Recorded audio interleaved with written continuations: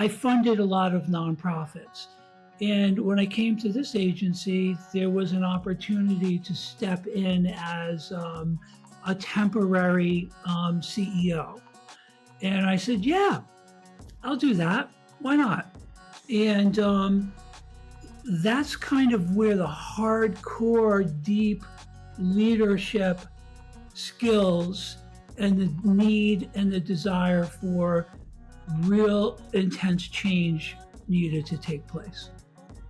And why was that intense change needing to take place? What was the current landscape? Well, the landscape was really amazing because, there was a lot of public information that got out into the community about the organization.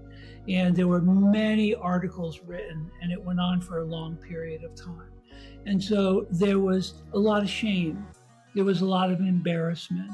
There's a lot of, you need to fix your reputation in your community. And so the agency was very wounded, and they were living in a draconian kind of environment. And that's kind of what I walked into.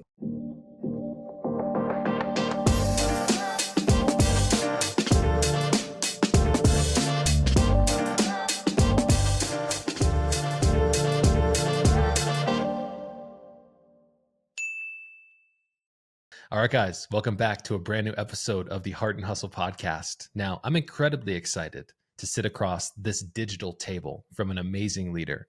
Now, I've got Gino, who is the CEO and is the leader of an amazing organization called Sound Community Services, Inc. Now, Gino's going to be taking us through what it's like to be navigating an organization like his in the turbulent, I would say, society and communities of having to show up for people in need. We're going to talk about leadership philosophy. We're going to talk about overcoming organizational challenges, employee empowerment and engagement, company culture, and so much more. Gino, welcome to the show, man. Wow, thanks for having me. I appreciate it. Gino, I think it's important for me to start off. I've been asking my guests this important question. Aside from work and anything related to it, who is the man who is sitting across the table from me today? Wow. So I think he's a guy that has a clear passion in life for creating opportunity for other people.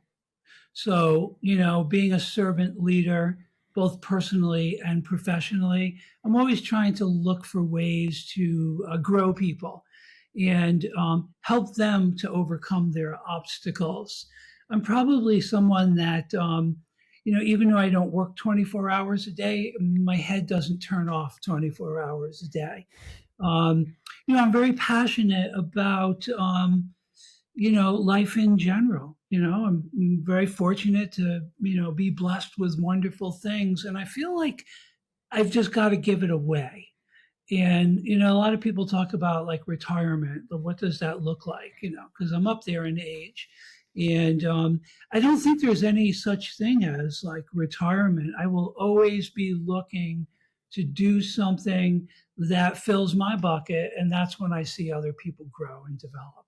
What are some of the core values that you hold personally that have helped you navigate your professional career and the last 13 years of running the organization that we're a part of now? So I got to say, integrity is one of them. It's not one of our core values because everybody has integrity in their core values, right? I think for me, I hold people to a very high standard.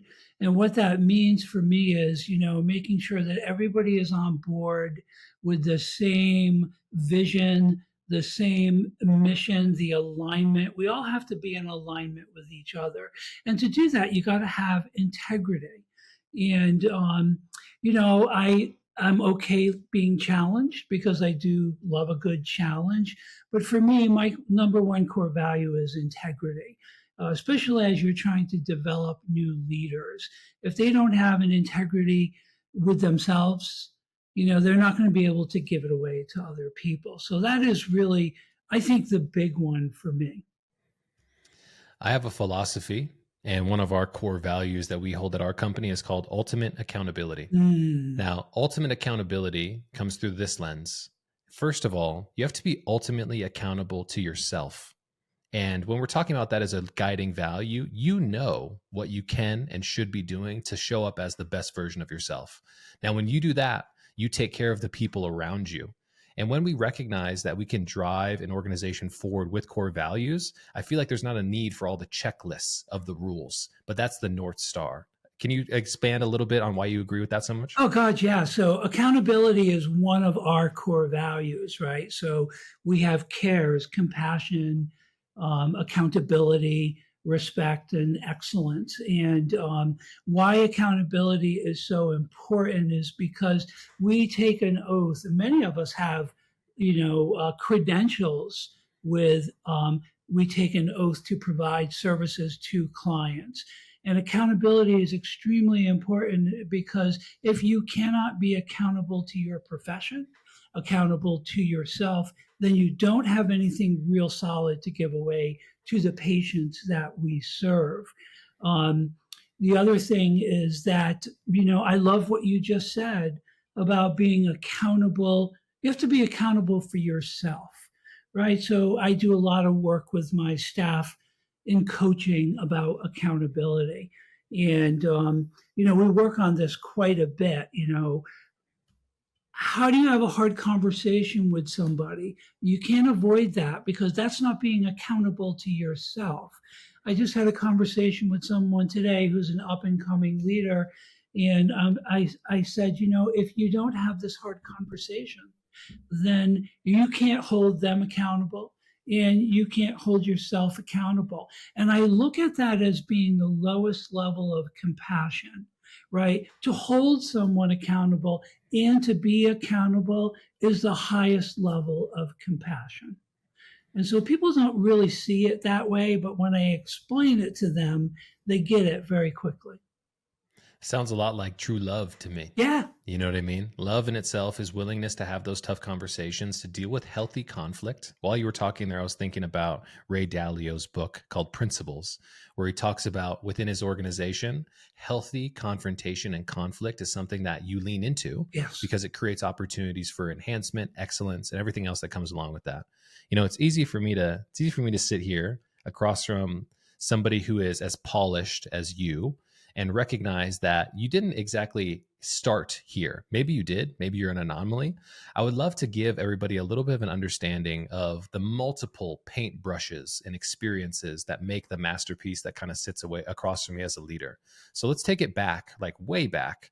Gino, where did you come from and how did you become this leader that focuses on these things? Well, so I worked in a different field. Well, actually, no, the same field, but I was in state government.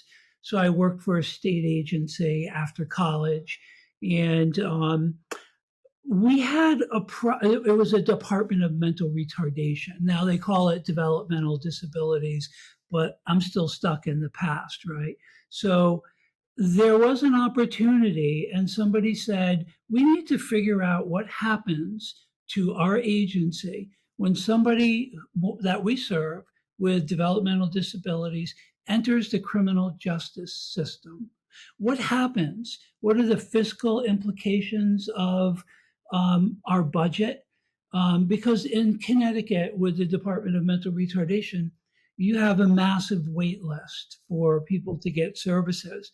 But if somebody had a criminal behavior, they would just jump to the head of the class. But a lot of people were coming to us and they weren't really supposed to.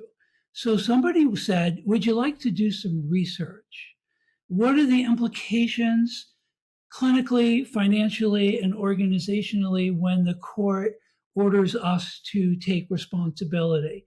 So I said, yeah, absolutely, because I love to create things. I love to build things.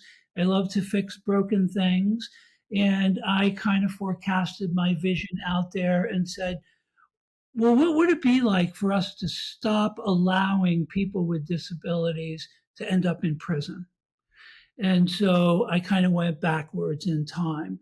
And I was given this wonderful ability to, with an open idea and a vision to develop protocols, interagency collaboratives to deal with these issues when they happen. And what I found was there was another agency that was doing these competency assessments, and they were making court recommendations that we should take responsibility for them, and they were not even legally defined as developmentally disabled. So I had to do collaborations with multiple agencies, court systems. I had to have some really hard conversations with judges and say, hey, you really can't commit that person to me. And, that's not a great place to be in. And it was a lot of fun. So I got to play clinical hat, legal hat, but then there was a leadership aspect because I was then given these 5 psychologists to manage, and they were much older than me. And, I remember my commissioner saying to me, I can't make these people follow you. You're going to have to figure that out for yourself. And so that's kind of where the leadership journey started for me. I have always been a visual, I've always believed in manifesting what it is that I want in life. So I always knew leadership was my thing, right? And what does leadership mean? It didn't mean sitting in a beautiful office like I have here today. It's about being able to create, getting people to get on board with a really great idea. I believe in horizontal leadership, not vertical, right? I actually see things in a circle more so. But I had to get these guys who were so much more qualified than I in some things to actually get on board with me. So I had to use a lot of different techniques and styles to get them on board with me. And I would say 20 years later, we finally became really good friends, peers, equals. Because I always said, if you're so smart, you could have come up with this idea yourself. But, I did, so let's roll with it. And I think at the end, we were able to change laws, probate commitment laws. We were able to reduce recidivism, reduce unnecessary incarcerations. And I will say that that piece of my leadership journey, I carry with me everywhere I go. And it was kind of like, I had people that I needed to lead, but I needed to get them on board. But it was really leadership through collaboration. And I had to ultimately have a high level respect for them and eventually be patient enough to gain that respect from them. And so I had the opportunity to take an early out. I was 48 years old. And, I could, when I was 55 years old, I could get a retirement and all my health insurance. And I lived very close to this agency. So I would commute for 25 years, I would commute hours a day. And really all I wanted to do was work close to home and actually work in my community. I had never gotten to do anything in my own community because I was doing it in everybody else's community instead of my own. So I really wanted to do something that I could be impactful, be able to teach. And I came to this agency in a director position. And then there was some issues with leadership. And in my state position, I would fund agencies. So in that position, I started with a $34,000 research grant, and it ended up to be $25 million annualized. And every year there was $2.5 million of new dollars because we knew X number of people were going to come out of prison, and we needed to be ready for that. So I funded a lot of nonprofits. And when I came to this agency, there was an opportunity to step in as a temporary CEO. And I said, yeah, I'll do that. Why not? And that's kind of where the hardcore, deep leadership skills and the need and the desire for real intense change needed to take place. And why was that intense change needing to take place? What was the current landscape? Well, the landscape was really amazing because, there was a lot of public information that got out into the community about the organization, and there were many articles written, and it went on for a long period of time, and so there was a lot of shame. There was a lot of embarrassment. There's a lot of you need to fix your reputation in your community, and so the agency was very wounded, and they were living in a draconian kind of environment, and that's kind of what I walked into. Why did you choose to be intentional about saying there was an opportunity here? Because that speaks to a lot to your mindset and how you come into challenges. Why did you choose that word? Well, because it was an opportunity. Because one, we served a lot of people, thousands of people in outpatient clinics, and I had a responsibility to the community. We had a responsibility to our funding source, but the opportunity was turning it around. It was getting the gratification of knowing that I could be impactful enough to help a group of people to understand who they are, what they have to offer, and how they can turn it around. It wasn't about me. It was just that was my playing field, was, this community of southeastern Connecticut. So I saw it as an opportunity. Yeah, I knew it was going to be a challenge. And, it's been 13 years now. And probably 2 years into that, I was named the permanent CEO. So I've been at it for 10, 12 years now. I have a framework that I like to interweave and kind of bounce off my guests here in these opportunities. Now, this framework is something that's come out of manifestation of my personal brand. So one thing that I'm really, really adamant about is being optimistic. But over the last years, many people have said in social media and other things that people can be toxically positive. It's an interesting perspective to me. And so what I want to kind of talk about here is a framework called practical optimism. Practical optimism is looking at the situation, how bleak or great it could be, and choosing to react with an optimistic attitude and turning things from a challenge into an opportunity. What do you think about that practical optimism framework? Oh yeah, I love it. I believe it. And every conversation I have is about optimism with people. I do this thing called leading while walking around. So we had a food truck today to celebrate being a top workplace, right? So I'm looking at that as this is a great opportunity for me to connect with people. And everywhere I went today, everybody commented about, I have heard about this agency. I probably wouldn't have come years ago, but yet the vibe and the culture is what I love. And so I do a lot of emotional intelligence work, and optimism is a part of one of the composites, right? So you have 15 subscales. Optimism. So I score very high in optimism. A lot of people score low in optimism, and so there's always work that can be done. I think optimism gives you hope, right? It gives you the ability to see life based on your vision and not everybody else's vision.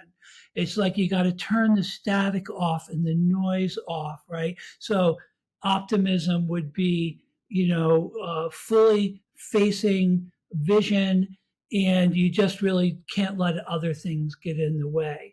And I think that, yeah, people can be very over optimistic, but there's nothing wrong with that. Why?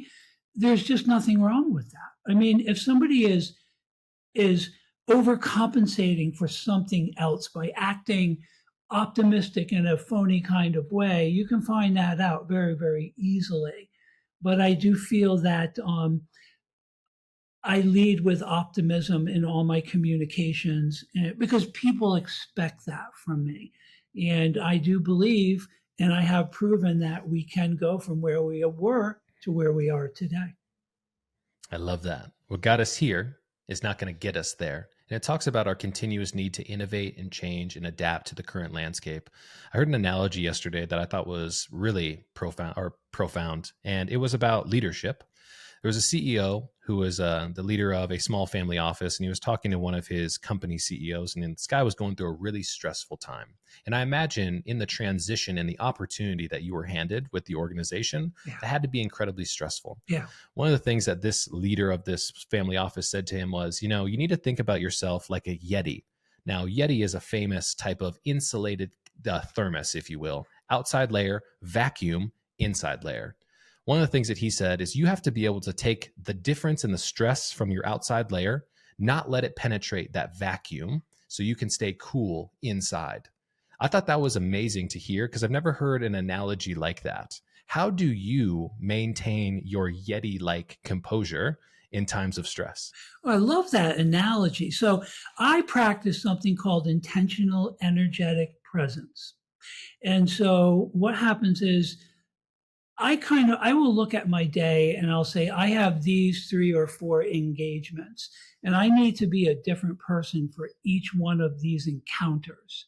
Right. And so I know I'm going to get a lot of pushback around accountability or accepting responsibility or maybe victim type of behavior, because sometimes I believe that a lack of accountability and taking responsibility equals a lot of victims. Right. So I do what's called I must bubble up. Right. So I visualize a bubble around me and I write actually, who do I need to be? What is it that I need to do to have this encounter be successful? I think it through. I write it down. I look at my own energy. I'll say, where am I on a scale of 1 today, 1 to 10? And I might be at a 7. What do I need to do? Well, I might need to turn the lights off, put a sign up on my door and say I'm in a Zoom call, and I might do 15 minutes of mindfulness. And then I will set the intention for how I want that encounter to go. That is what protects me from the stress coming in to me to where I can protect my own self. Because you have to think about longevity and you do have to think about, I don't turn it off in my head. That's because I'm always thinking about good things and things that I can do and trainings that I can do. But I do have to have my own tools to figure out how I'm going to make it through the day. I do a lot of time blocking. I probably do 2 hours worth of work to prep myself before I even come into work so that I can be showing up fully with a whole heart and not allowing that stuff in. I was listening to a conversation between 2 very influential individuals, and one of them was talking about the misconception that the public has for leaders and people of influence and the amount of personal and internal work that is necessary to show up as this cool, calm, polished version of Gino today.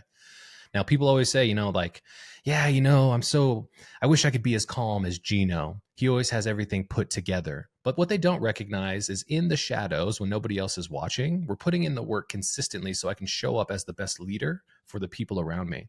Why do you think people have a misconception that maybe you're born this way instead of putting in the amount of work that it takes to become this version of yourself?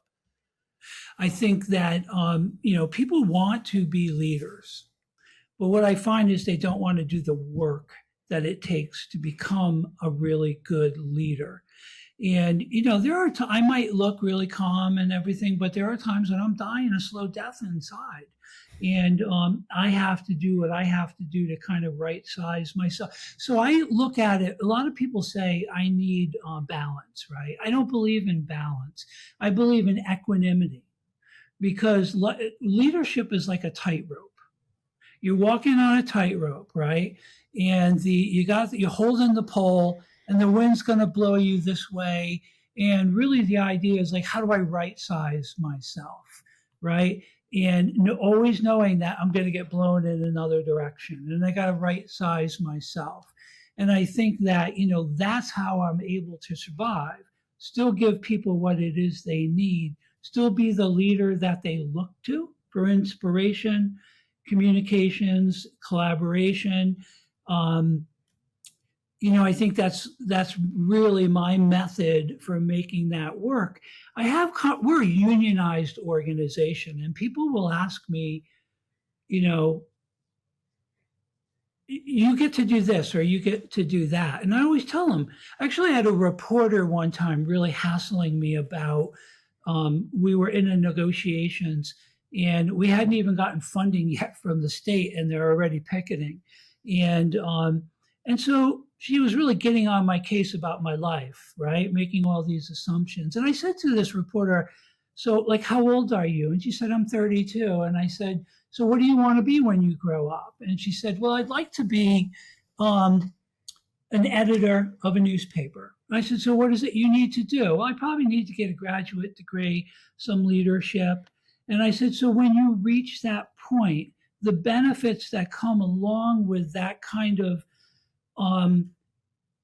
strategy and the pleasure and the sheer awe of having this responsibility, are you not going to take that? Are you going to say, no, I'm not going to take that influence, I'm not going to be influential, or I'm not going to take the salary that might come along with that? And she just kind of thought, well, you got a really good point, but then went right back to being a journalist. And I think that it comes down, I tell my leaders all the time, I'm 64 years old. I still spend 4 hours a day learning, improving. That usually happens at 5 o'clock in the morning till about 8 o'clock in the morning. And, I'm sending out assignments to my staff who I coach, do this exercise. I met with someone today and they were talking about imposter syndrome, and I'm thinking, like, wow, you've already proven yourself to be a worthy leader, but let me give you something that will help you reflect on how ridiculous that statement is. And so, I do a lot of that kind of stuff. I heard an interesting, maybe a contrarian take on imposter syndrome, and I'd love to lean into your expertise here. You're not feeling like an imposter, but often you are underprepared for the moment.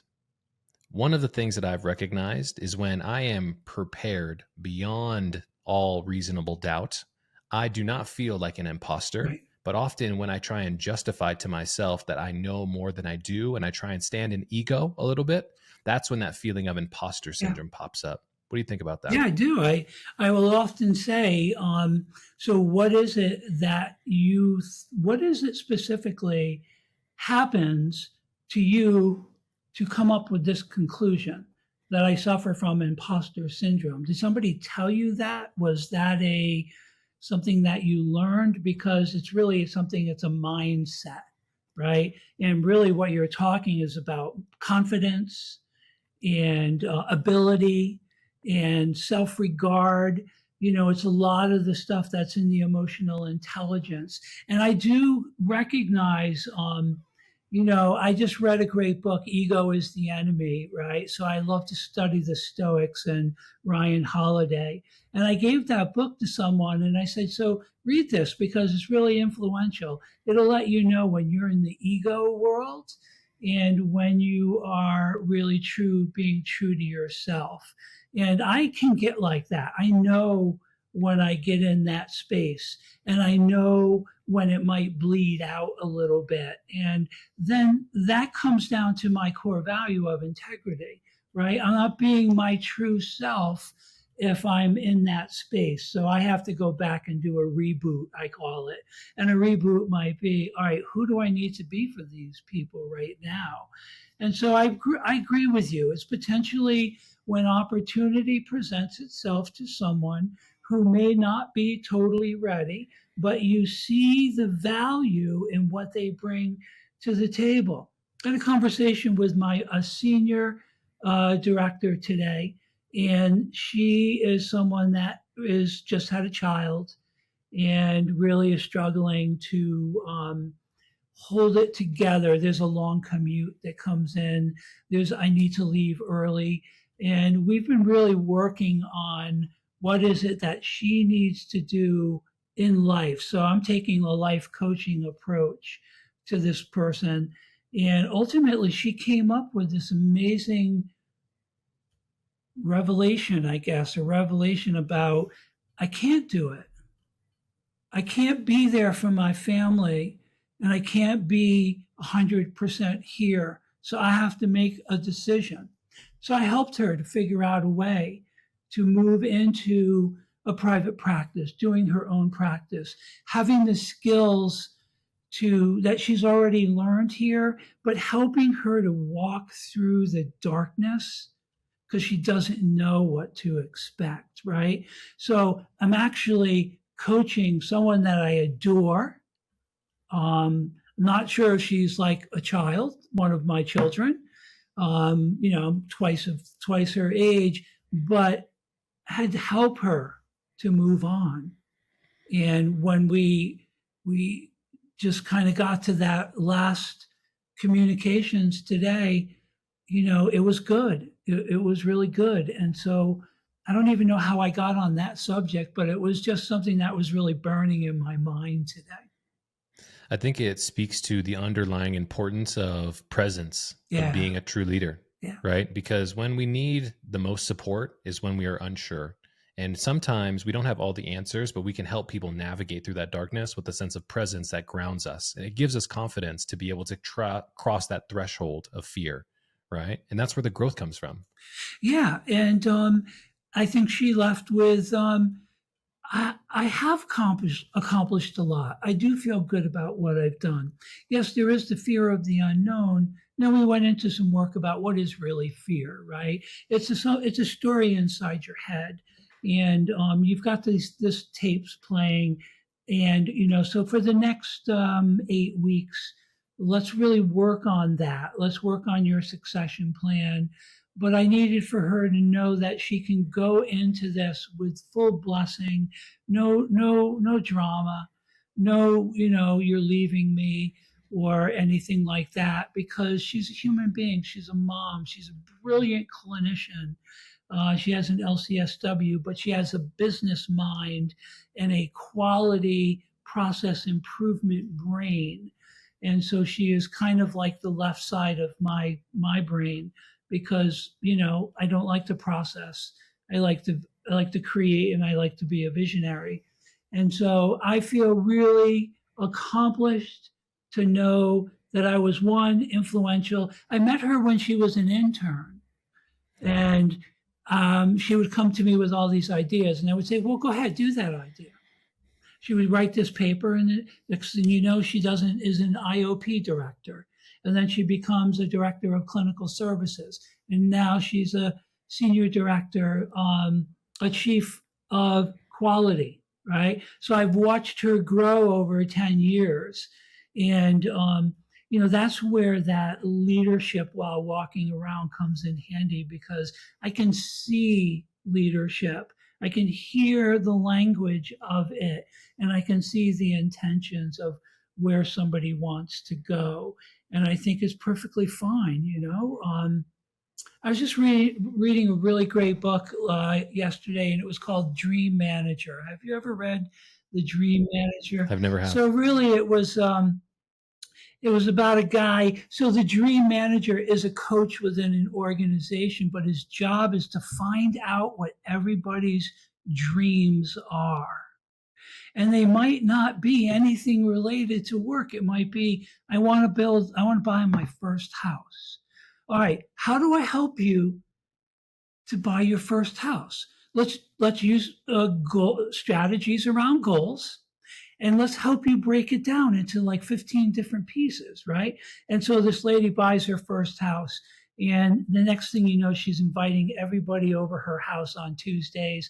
And she said, well, my dream manager helped me to do this. And then everybody was trying to get an appointment with the dream manager. And ultimately, they ended up needing 8 dream managers, because revenue, went up 600%. And engagement went up that amount with it, because people were not just talking about, well, just give me more money. It was, help me make my dreams come true. And so I do say to people, I do say, if you can be anything or gain anything as a result of coming here, what is that? And how many times have we been asked that question, Gino? I want to go on a riff here because I know that we're going to be able to take this somewhere fun. So in 2022, the Surgeon General came onto a national broadcast and said to the American people, the biggest threat to our society today is not another viral pandemic, but an epidemic of isolation and loneliness. Yeah.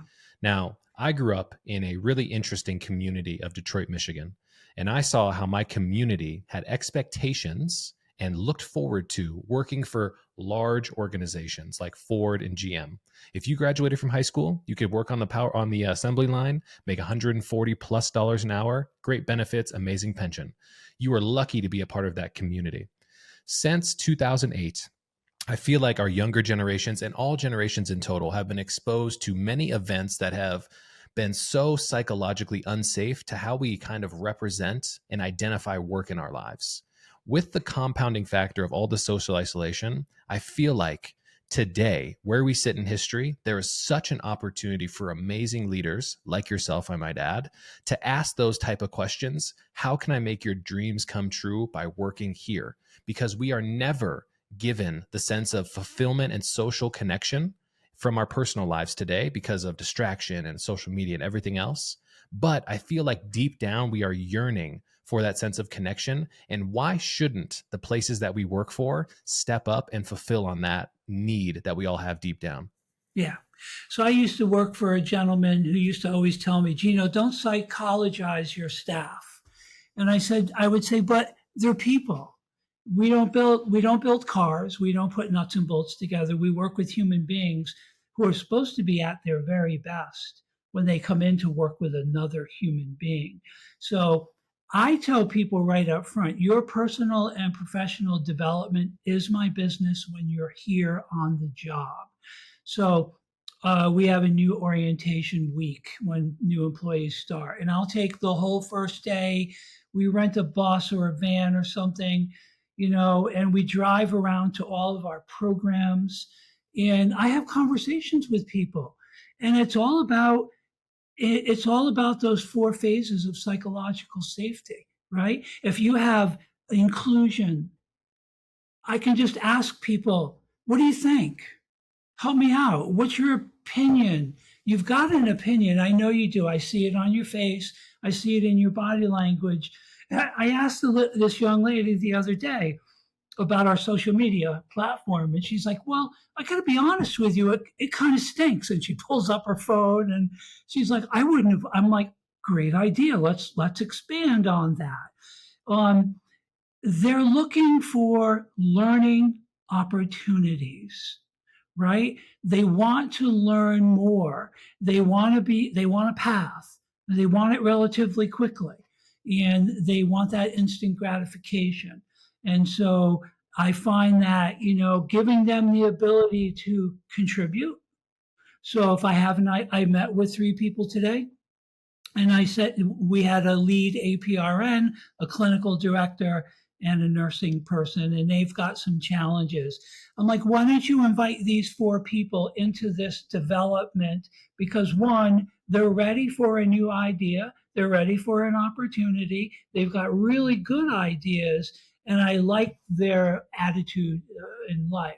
So get them on board because they're going to show you something that they have to offer, and you need to be willing to say, let them challenge you. Because between, collaboration and challenger safety is where innovation really happens. And the younger generation, like I was younger like that at one point in my life, but, they want to contribute in their own way. So we do a lot of team meetings. We have norms about team meetings. No judgment. People are who they are.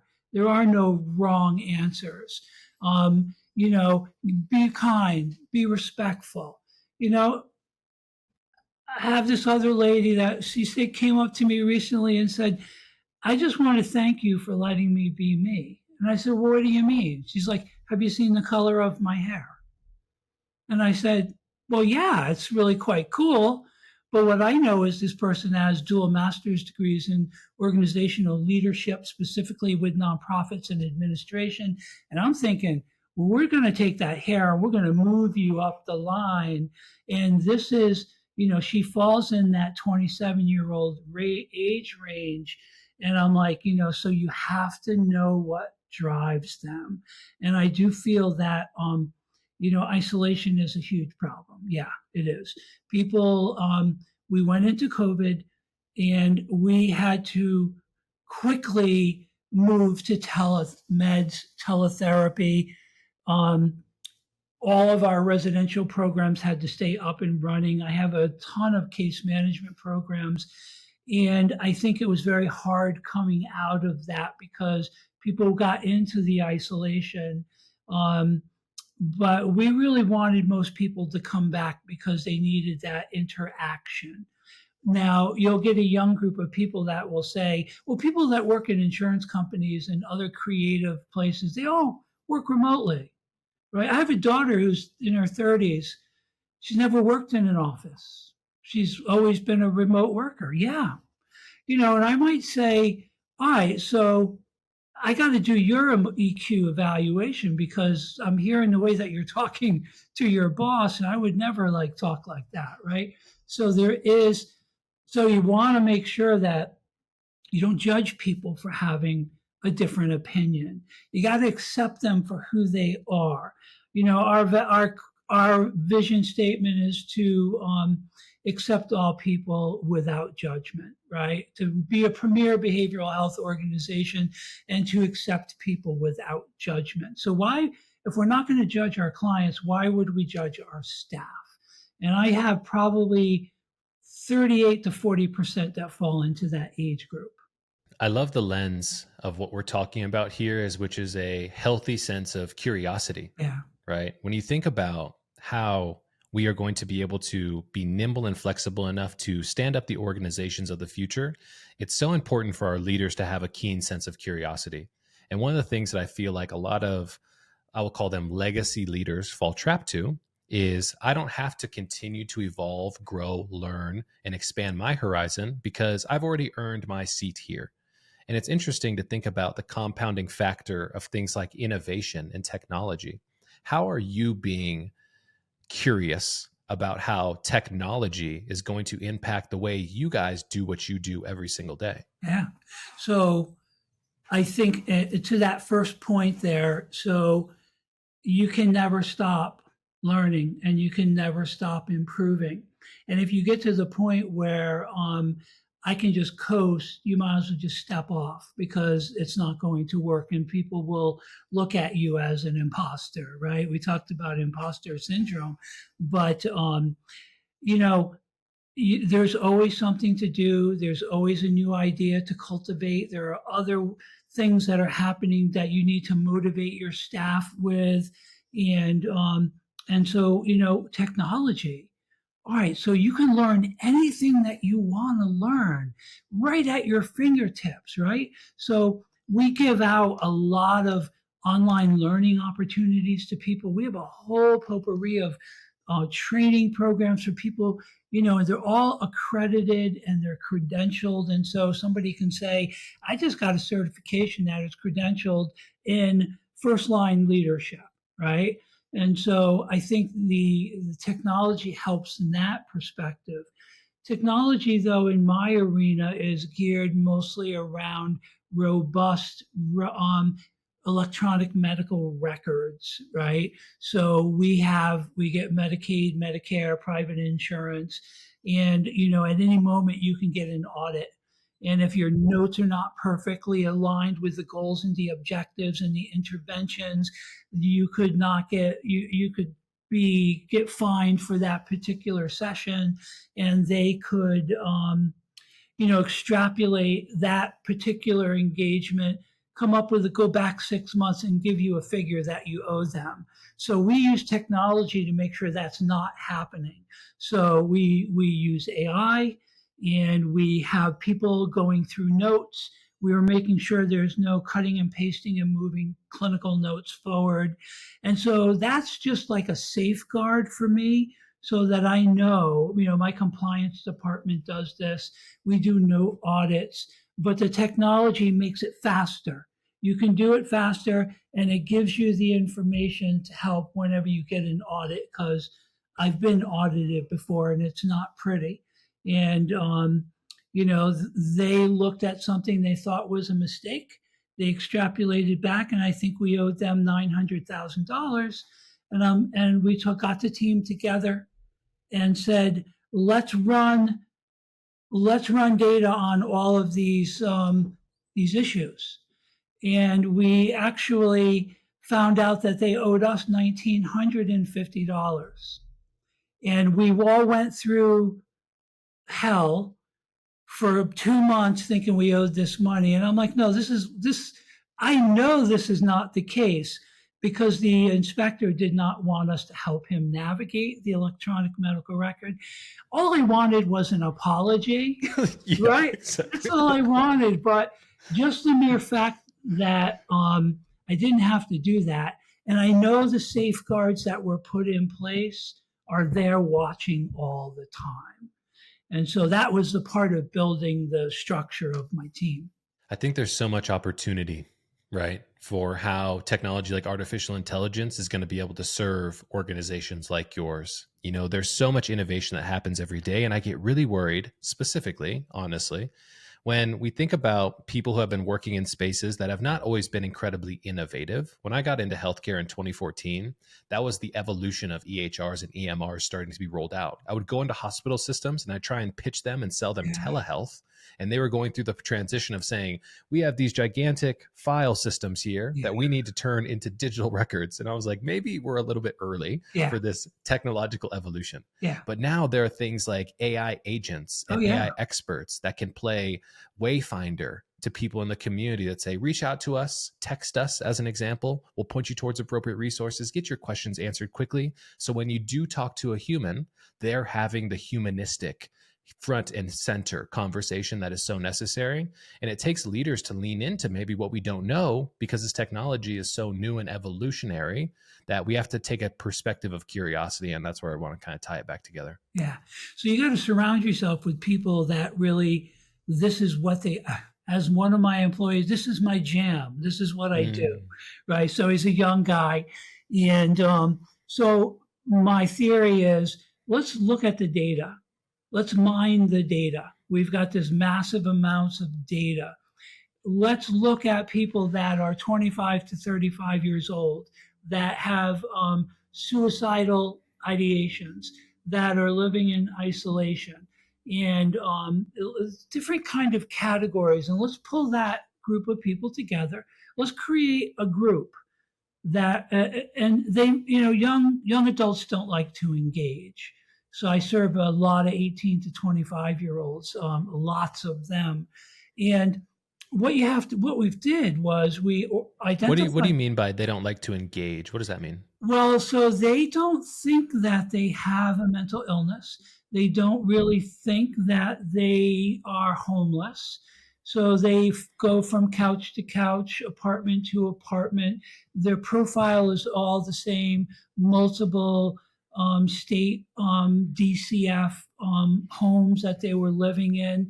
And so I like to meet with clients, right? So I met with this guy today on my way in, and him and he had some challenges in a program, and I want to talk to the CEO. So I went over to talk to him, and he's very smart, but he's on the spectrum, right? And people don't understand that he doesn't respond to you. It's not because he doesn't like you. It's because he has a social anxiety, right? So I saw him, we had a 2-hour conversation about 2 weeks ago.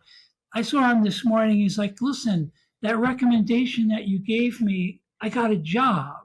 I'm going to be in the back room so nobody can see me. I'm like, there you go, right? And I think so that population, you've got to get them to come in, but you got to meet them where they are. And you're not going to be able to get them to engage with you clinically or do an intake. They have to develop trust because they have been lied to. and abused their entire life. And so I try to teach our staff quite often is don't inflict your own value system on this particular person because you don't know where they have been. And you're here to serve them, and because they can be very, very challenging. We'll also take that data mining and look at so comorbidities. So most of the time when a death occurs, I get an incident report that I need to read and sign off on, and we have to report that to the authorities. So I always look at the age, right? So the average is about 58 years old. They have been on a slew of medications, which has slowed down the quality of their life. Their activity has slowed down, and the comorbidities have kicked in. And so we have this program called Behavioral Health Homes. It's not a home, it's integration of primary care and behavioral care. And we look at the data and we mine the data to look at all the people that fit into that category, and we bring them in and we bring some people in to talk to them about diabetes and heart disease. And, at the same time, we're able to engage with them. Yeah, it might take some promise of food to get them in, but they're coming in and they're making the connection. And then we formulate groups out of this data mining. And so it's like all that information just lives there.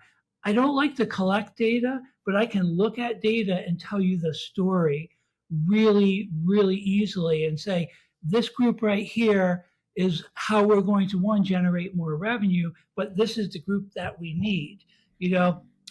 38% of my population in the city where my main building is African American and Hispanic.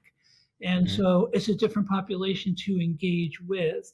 It's hard to make inroads with them. So you've got to go to their churches. You got to go to where they are, and you've got to meet them where they are. And there's a lot of stigma around reaching out for help. But we have some wonderful bilingual clinicians, and that is their purpose, right? My vision in life is to be able to serve my population because I know what it is they need. And so, again, we're getting inclusion. They're doing learner safety, right? And then there's a contributor, and I'm like, well, go do it. Make it happen. So the technology is going to give us the ability to figure out how well people are doing and are they actually really improving. It's like the RBA framework, right? Results-based accountability. We don't use that, but I use it here to determine my own KPIs and how well we're doing, and are people actually getting better. Well, Gino, at the end of the day, the more ways that you measure, the more ways you can win. Now, that framework came from an Olympic lifting coach who literally had his Olympians PRing, hitting personal records every single time they lifted because they measured everything. Yes. And they found that level of encouragement based on data allowed for them to create momentum through wins, which was really beautiful.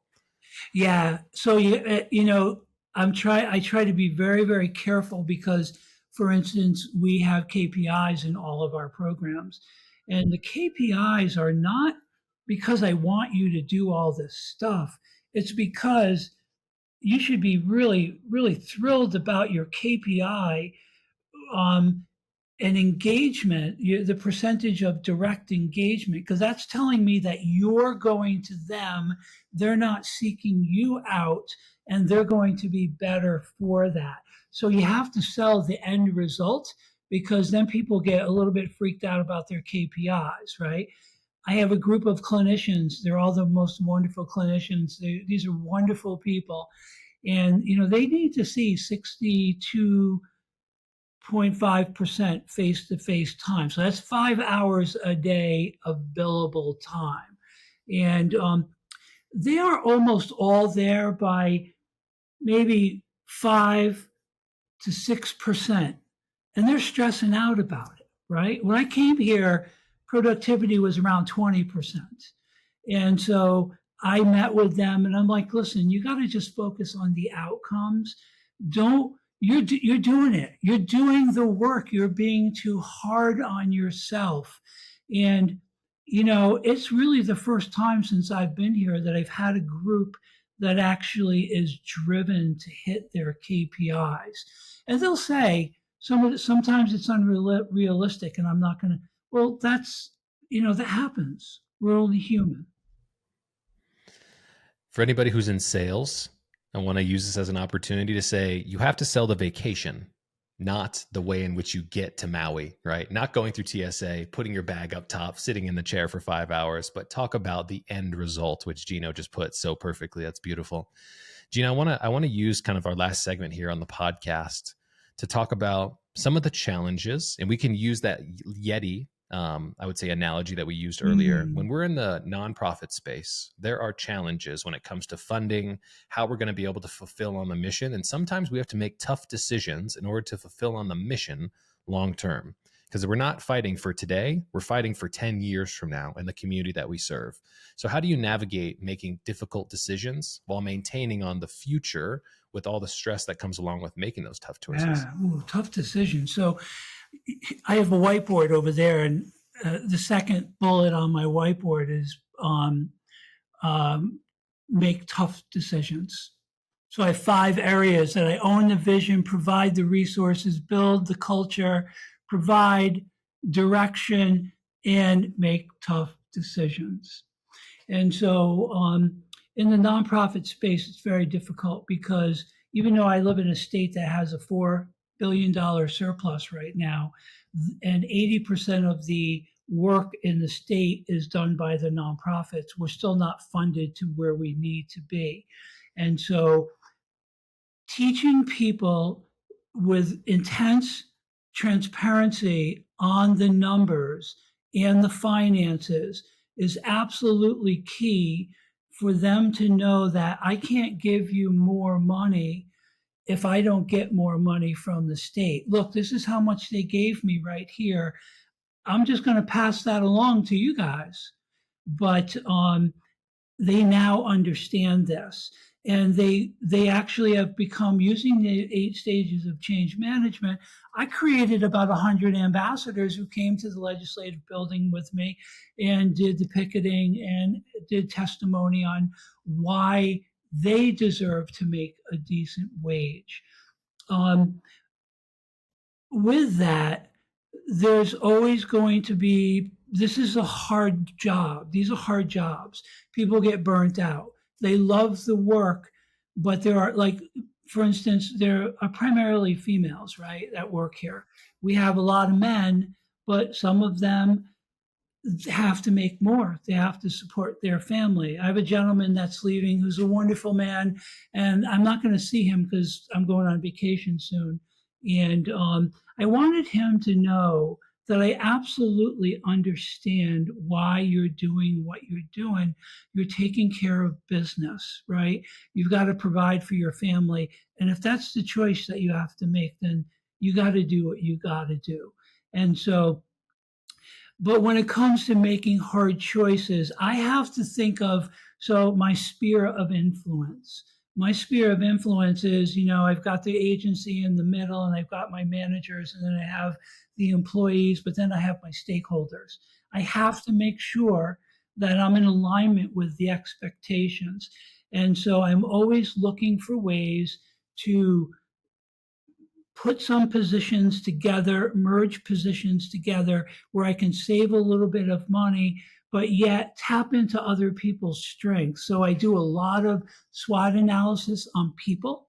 I do some other assessments on, what their skills are, where I think they could go, what would it take to get this person to be where they are, which then means I've got to make some tough choices about eliminating a position. And I try to do that with the utmost clarity. It's still very, very hard. There's a part of me that dies a slow death when this happens, but I have a fiduciary responsibility, and I have a responsibility to the clients that we serve. So, I got to bubble up. I can go home and die a slow death inside if I want to and say, wow, that really stunk that I had that had to happen. But, with the way that things are going now, people are making choices about moving on and looking at other things. And is this industry really where I want to be? And so the turnover rate can be a little bit high sometimes. And I think you have to be okay with that because people are trying to find their way. It's not a reflection of the agency when we do stay interviews and we do exit interviews and that sort of thing. And it's always a personal reason why they decided to move on. And I think that, gives me comfort in knowing. But I will tell you the number one thing that works for me is before there's a change, I communicate it often, all the time. Video messaging, emails, newsletters. I go out and I see people and I say to them, this is the reason why I had to make this hard choice. And they usually say, I get that. I wouldn't want to be in your shoes. So, it's just a part of doing business. And because my brain is always thinking about what is the next opportunity, right? What do I need? Like operations and synergy and initiatives are heavy on my mind right now. And I have a lot of ideas, but I need a structure to move it forward to fruition. And so that means I might need to make a change. And so it's for the betterment of the organization. And it always ties right back to the mission, vision, values, and what our key priorities are, right? And so I have a strategic plan, but I have my own strategic plan that captures all the changes I need to make. And I come to terms with this is what I have to do. And I noticed over the past month, I've had a couple of leaders move on, and some of my chief executives really struggling a little bit with having to say no to our funder, or meaning you can't say no, we are here to serve, right? And well, the staff won't like this. So I am like, well, they're here to serve. So, it's a tough decision every single day. But again, it comes back to bubbling up, figuring out, having a clear message, and delivering that with authenticity. I will go really close to the edge if, let's say, there was an underperformer that needed to exit out. I will go as close to the edge so that people know somewhere deep inside why that activity took place. I won't disclose any information that will hurt people, but people want to know. And you can't just go through it and say, oh, so and so is just not here anymore. That doesn't work. That will screw your culture up immediately. That has nothing to do with psychological safety. Where are we going? Where are we taking this organization over, let's say, the next 2 years? Yeah. Where are we focusing? So we're focusing on being able to get the entire organization in alignment behaviorally, operationally, and programmatically with the key priorities for the agency. That's one of them. We're looking at needs. So we have an opioid epidemic, right? So we're doing a lot of medically assisted treatment right now. We're looking to develop a van, a MAT van, where we actually go out and we do the injections, and they come to our building for the therapy, but we're working with a local hospital to do the induction, right? So if you go on Suboxone, you really need an 8-hour window where you can be observed. And so that is the direction that we're going in. I think the other thing is making sure that we hire people that are doing it for the right reason, right? So, we have challenging behaviors. There are no easy ones left out there. And so, hiring really well. The other thing is leadership training. leadership training for people that want to be leaders but have no opportunity, right? So we're creating a curriculum that's validated and accredited, and we will have people that will write an essay on why they want to be a leader, and they'll go through this maybe 6 month period of time, and we'll work on the very basics. What's it like to go from being an individual contributor to managing a group of individual contributors? And those sorts of things. How do you do a supervision? How do you hold people accountable? And then additionally, to create a really good workforce that's coming in, there are people out there that want to get into this field, but they have no experience. Now, if I can do a training program, I'm looking to secure a grant that then gives a person an opportunity to go through this training program. And then we can actually bring people on. They can shadow in all of our programs, and we develop basically our own workforce. And so it's really a 3-tiered approach. And I think for me personally, I'm in the last 4 to 5 years, my board will have me for another 5 years. And it's succession planning for me. And what does that look like? And embracing it and knowing that it's okay. My time will come.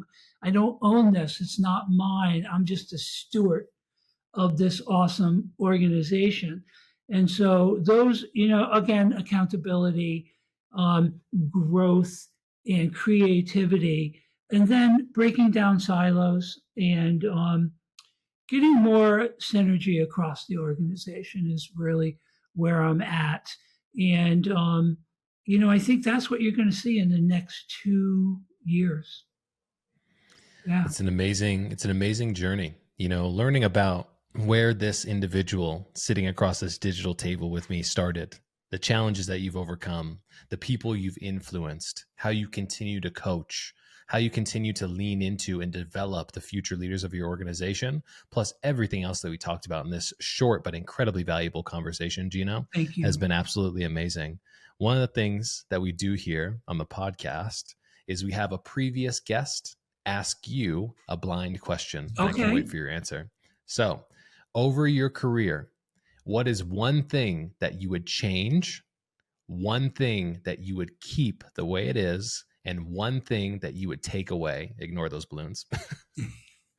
The one thing I would change, many years ago, I was leading a group of people, and I called somebody out in the middle of a meeting, and I wounded them. And they let me know that I wounded them. And if I could change anything, I would go back in time. I couldn't fix it. I couldn't be forgiven for it. They just would not. So that was a lesson learned for me. I wish that I could go back and change that. One of the things that will stay the same will be I will continue doing exactly what I'm doing, and doing more trainings and taking all this. I've got 18 certifications, right? I can't give the information away fast enough. And so that's what you'll see more of. What was the third question? One thing that you would take away. What will I take away? I believe I will take away the not leading at level. For instance, I sometimes have a tendency to step down, right, and try to fix it. And I'm learning to stop doing that because it's taking away an opportunity. I think it's a very low level of compassion. And I have people that we practice a serious psychological safety, and they'll say to me, "What? You don't think I can do my job?" And I'll say, "No, you're right. You're absolutely right. Thank you for that reminder." So I think I will let that go, because I need for people to, experience the face plant. And what is the joy of, what do you learn when you pick yourself back up, right? I gave this lady who told me she was leaving today. We had a very long emotional conversation. And I said, listen, let me give you this book. And it was written by a Buddhist, Pema Chodron, her name was. And it was like moving to the places that scare you. I need you to read this book because right now you're looking at the darkness and I'm looking at the light, right? I know what you can do. So I had to give her that book and I want her to read that. But that's, I think I'm just going to continue to be the coach. I like being a coach. I like leading through coaching. Last question. Best coach in history. Who you got? There's a gentleman, his name is Andrew Nylak. Andrew Nylak is the owner of the Center for Executive Coaching.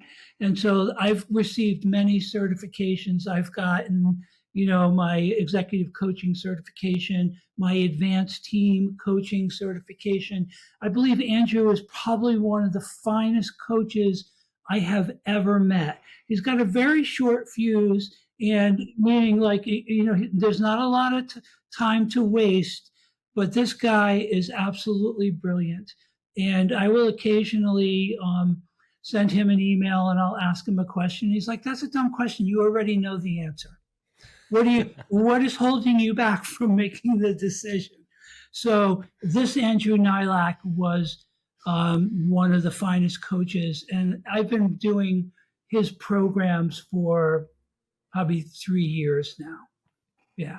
Andrew Nylak, Center for Executive Coaching. Well, my friend, this has been an absolute blessing. The time that we spent together has been incredibly valuable. And I just want to say in front of everybody, looking up to the man who you are, the leader that you've embodied, and the change that you've been able to implement through your time is something that we're all blessed to be able to tune in and get this fresh perspective, man. So thanks so much for the time. We really appreciate it. I love what you do too. I was looking at your website and, looking at the app, and I just thought, what a creative idea. And then it just kind of reinforced, God, there are other people that are living out their passion and their dreams, right? And the motivation is to help others, right? So I really get jazzed when I see something like that. And that's what, at the end of the day, when you've done what you're supposed to do, it's kind of like I walk in my house and I hit the top of the doorway. Like, when you've won a great game or something, I hit the top of the door and when I'm leaving my office, and I'm like, I did my job today. I did what I'm supposed to do. I showed up, and that's a win for me. Well, that's a great place for us to close. Yeah. Once again, Gino, thank you, brother. Appreciate the time. My pleasure. That's a wrap.